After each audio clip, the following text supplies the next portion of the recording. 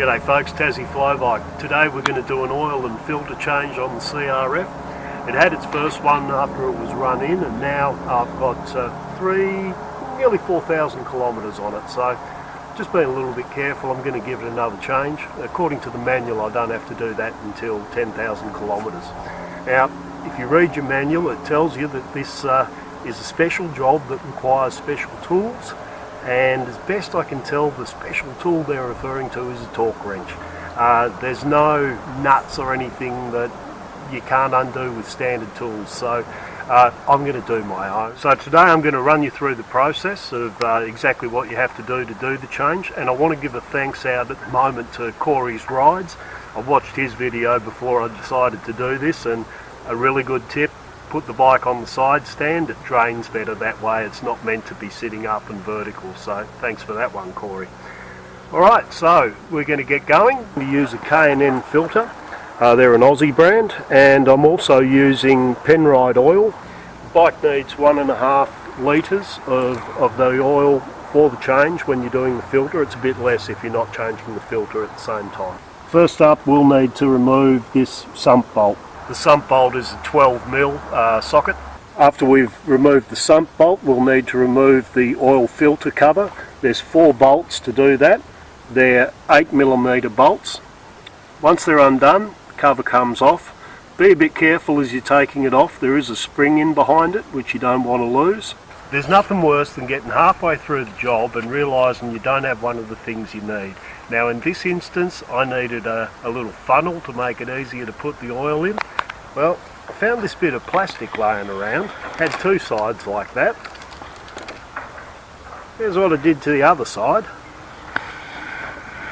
And if I do that, I've got a funnel. Looks like we're going to have a bit of oil come out around the filter as well. Luckily I'm not doing this on our best concrete. Thanks, cameraman. You move it so far that the oil's now dripping out of the sump onto the ground. I think so. I might have. Okay, so got to be a bit careful at this point. There's the spring I was referring to. We've also got a gasket, which you carefully remove. Now the filter. There's a bit of gunge in that.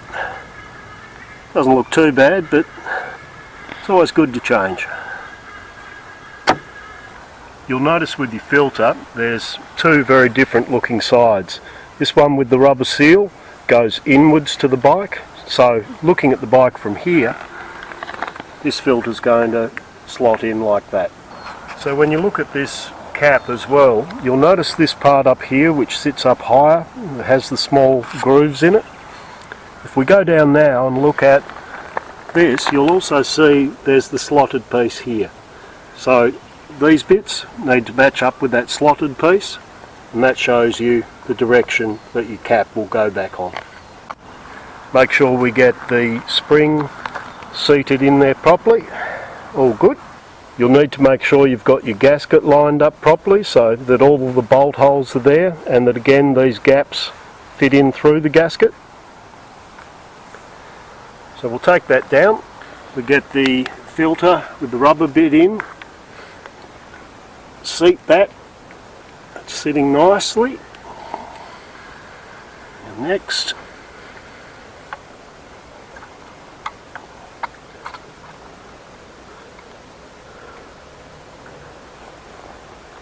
point, probably beneficial to get a nut through so that you start to get the gasket in the right place. It's best to take things easy at this point in the process. The gasket is one of those bits that if you damage it, it can cause a lot of problems down the track, so take your time, make sure you've got the screws sitting correctly in place without any additional pressure or movement in the gasket. We'll do these up finger tight first. Remember to Go to opposite sides with your bolt tightening. It helps to seat everything evenly. Quite a difference in the colour of this oil. Of course, this is brand new oil, so it's got that lovely amber colour instead of the sort of vaguely cloudy look that the other one had. Now, of course, you'd be a massive bell end if you went to put the oil back in the bike and hadn't put this in first. Not that I'd do anything like that. Make sure you got this little washer on it as well. That one's vitally important to make sure that this one seals properly. Look over on the home stretch now. All we have to do is put in the oil. I've got a litre in here. The bike takes 1.5 litres. So undo your oil filler cap. Take your custom designed, highly expensive funnel,